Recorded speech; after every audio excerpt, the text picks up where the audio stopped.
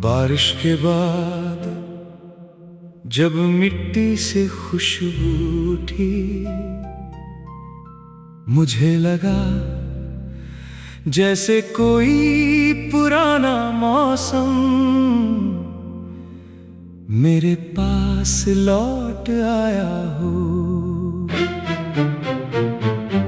आसमान साफ था, सड़कें भी धुल चुकी थीं, बस मेरे भीतर एक धुंध बाकी थी। मैं उस पुराने पुल पर गया जहां से नदी दो शहरों को अलग करती है। पानी बहुत तेज था, किनारे बिल्कुल शांत। मैंने सोचा क्या दो लोग भी नदी की तरह हो सकते हैं। एक ही रास्ते से निकलकर दो अलग दिशाओं में बह जाएं। तेरे जाने के बाद मैंने अपने जूतों की आवाज पहचानना सीख लिया। पहले कदमों के साथ तेरी आवाज चलती थी, अब सिर्फ खामोशी है। हर कदम बताता है कि मैं आगे बढ़ रहा हूँ, मगर दिल अब भी वही खड़ा है। एक पेड़ के नीचे मुझे एक टूटी हुई चूड़ी मिली। मैं उसे उठाकर बहुत देर तक देखता रहा। ना जाने किसकी थी, ना जाने कब टूटी थी, मगर उसके छोटे से टुकड़े में मुझे अपनी पूरी कहानी दिखाई दी। शाम को आसमान पर लालिमा थी। मैंने जेब से एक कागज निकाला और उस पर लिखा, तू जहां भी हो खुश रहना। इतना लिखकर मैंने कागज मोड़ा नहीं, उससे नदी में रख दिया। पानी ने शब्दों को धीरे धीरे भिगोया।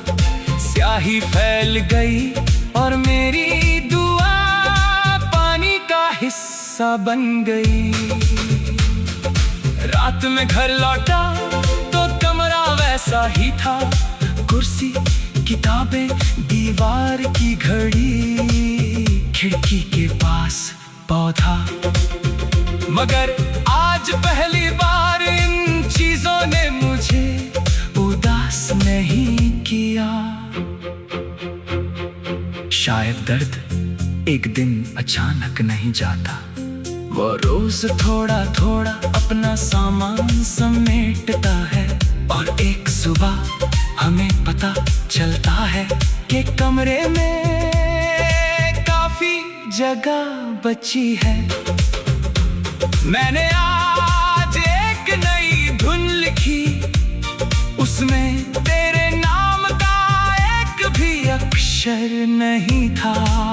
फिर भी जब उसे गाया मेरी आंखें नम हो गई, क्योंकि प्रेम को नाम की जरूरत नहीं होती।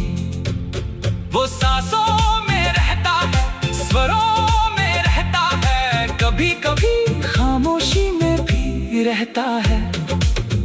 अगर कभी तू इसी शहर में लौटे और बारिश के बाद मिट्टी की वही खुशबू महसूस करे, तो कुछ पल आंखें बंद कर लेना। शायद तुझे कुछ सुनाई ना दे, मगर कहीं बहुत दूर एक पुराना गीत तेरे नाम के बिना भी तुझे याद कर रहा होगा।